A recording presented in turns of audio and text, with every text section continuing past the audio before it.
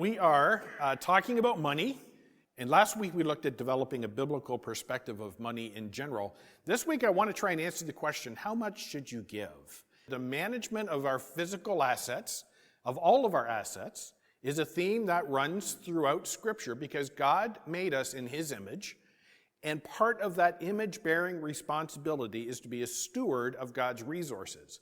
And those resources may be physical assets, it may be relationships, it may be knowledge, it may be any number of things, but we are stewards of those things. So there are 4 manipulations and myths, and then there are 4 principles to help us establish a new model. So these are the manipulations and myths. We're going to go through this very, very quickly. This is Martin Luther. And Martin Luther, the father of the Reformation, his primary, he did not start out in the Reformation saying salvation is by grace alone. That was not where he started. Where he started was the manipulation or the misuse of money in the church. And that's where the Reformation started. It started about money. And as it developed, it became about grace. So isn't that interesting? It started with money and then it became about grace. So this is one myth and one manipulation that religious groups in general can say is that the more money you give, the more favor you can get from God. And it's not true. Scripture does not teach that at all. And Martin Luther is sort of the pioneer of that.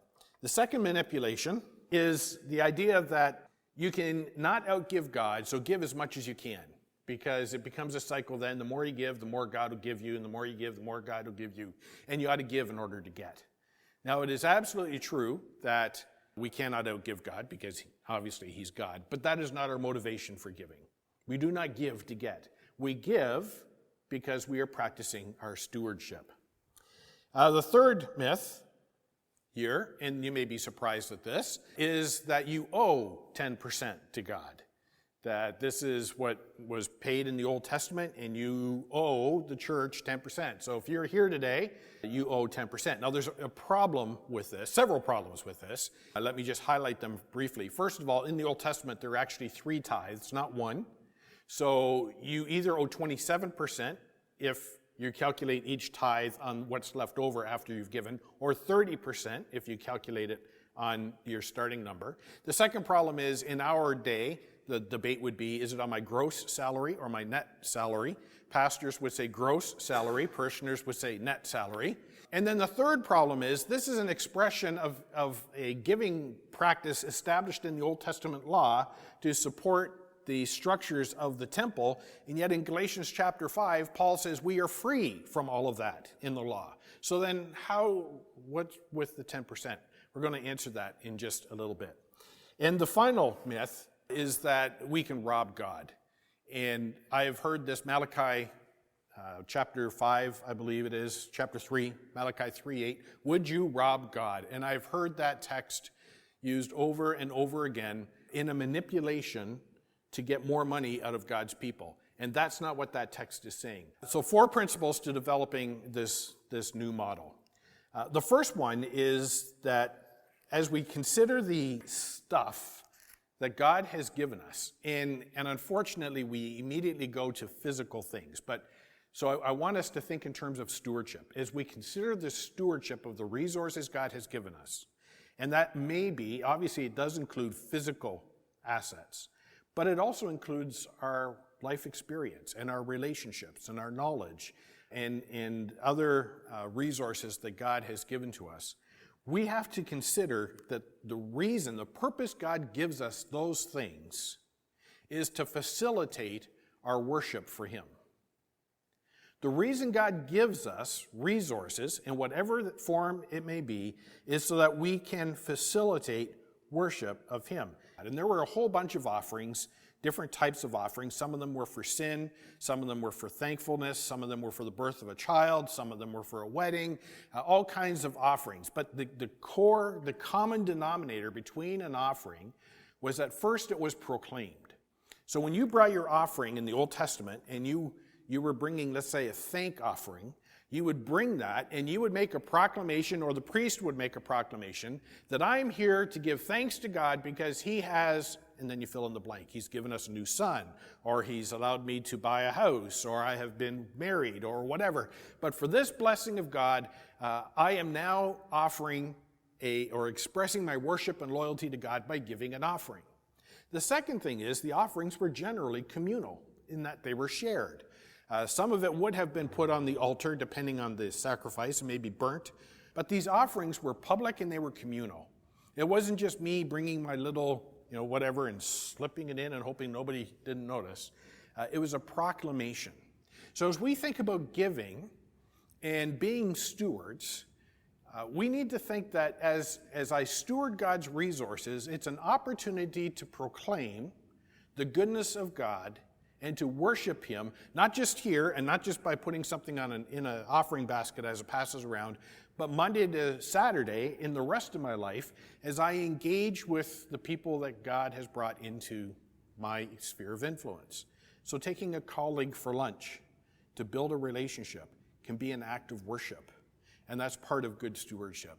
Sharing with somebody that we see down the street or a homeless person that is in need is an act of worship. All of what we did this morning, back at Christmas time with Hamilton Food Share, wasn't just a social act. It wasn't just a missional thing. It was an act of worship. So, the next one, in developing this new model, money can facilitate spiritual nurture. It can help us to grow. And it's hard to see in this slide. It's a little washed out, but there are sprouts of something coming out of the coins there. And we looked at this last week a little bit, and I want to take another look at 2 Corinthians chapter 9. Contextually, historically, the church was going through some tough times, the church in Jerusalem. And so Paul encourages the church in Corinth to help their brothers out by taking up an offering. And he sets down some principles for what that offering should be like. Paul's very clear. You need to decide beforehand in your own mind a gift that you are comfortable with, so you're not giving out of guilt and you're not giving out of manipulation, but you're giving out of a joyful heart. And if you give in that way, then God, his grace is going to do amazing things in your spiritual nurture. He doesn't promise an economic reimbursement for your gift.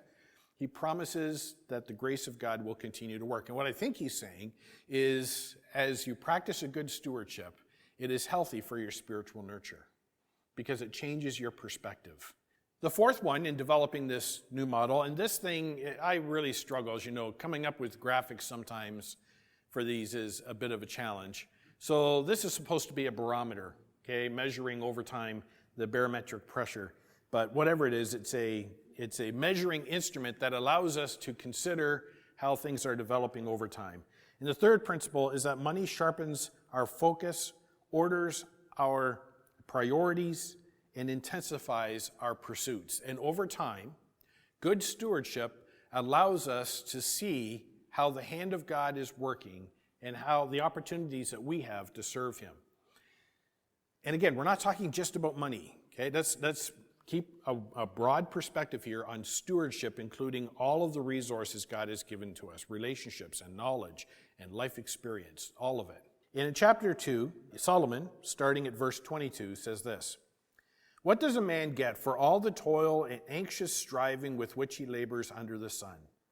All his days his work is pain and grief. Even at night his mind does not rest. This too is meaningless. A man can do nothing better than to eat and drink and find satisfaction in his work. This too I see is from the hand of God. For without him, who can eat or find enjoyment? To the man who pleases him, God gives wisdom, knowledge, and happiness. But to the sinner, he gives the task of gathering and storing up wealth, to hand it over to the one who pleases God. This too is meaningless and a chasing after the wind." What Solomon is saying is it is very possible to be distracted by the labor itself that produces the resources, rather than looking at the benefit that ultimately those resources can have in the lives of other people. And the ability to enjoy the resources God has given to us is a gift from God. And then the fourth one: "But satisfaction and contentment only come from God," which is similar to what Solomon has said. But we are dependent on God to bring the joy into our life. And staying in Ecclesiastes, just going over to chapter 5, verse 19. Let's start at verse 18. "Then I realized It is good and proper for a man to eat and drink and to find satisfaction in his toilsome labor under the sun during the few days of life God has given him, for this is his lot. Moreover, when God gives any man wealth and the possessions and enables him to enjoy them, to accept his lot and to be happy in his work, this is a gift from God.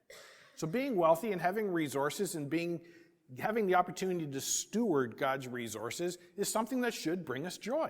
That is something that shouldn't be a burden, but we look at it and we say, oh, great, what can I do with this? Verse 20, he seldom reflects on the days of his life because God keeps him occupied with the gladness of his heart. And what all these verses have in common, what's new about this new model, which really isn't new, but changing and sharpening our focus a little bit, is recognizing that the role of a steward is not to be the owner and accumulator of things, but to be the conduit through which God moves his resources from one place to another place. And again, I've said it over and over and over again because I think it's really important. We need to think beyond just finances to all the resources God has given us in our relationships, in the knowledge of the gospel, in time, and offering acts of service to one another. All of these things, when we talk about stewardship, when we talk about giving, it's just not what happens in the offering plate or the Tithely app or the debit machine. It's that holistic view that all I have in life is given to me by God. He is the owner. I am the steward. How do I deploy this so that he is glorified and worshiped by me and by others? That's the big question that we need to ask. But it does boil down to a very significant question of, then, pragmatically, how much? How much do I give? And the answer to that is what God puts on your heart. That's why we don't use the language of tithes here. I think our stewardship, there will be seasons when we can maybe give more than what would be 10%, and there will be seasons when we are forced to give less because we have other responsibilities. There are times when maybe I can't give money, but I can give more time. There are times when maybe I can't give my time at all because of whatever circumstance, but I can give more money. If we view our giving and our stewardship as being holistic like that, the number doesn't matter. My challenge for me, for us as a couple, for us as a community of faith, is am I being a faithful steward, regardless of what that quantity may be? Because what God is looking at is what is the motive of my heart.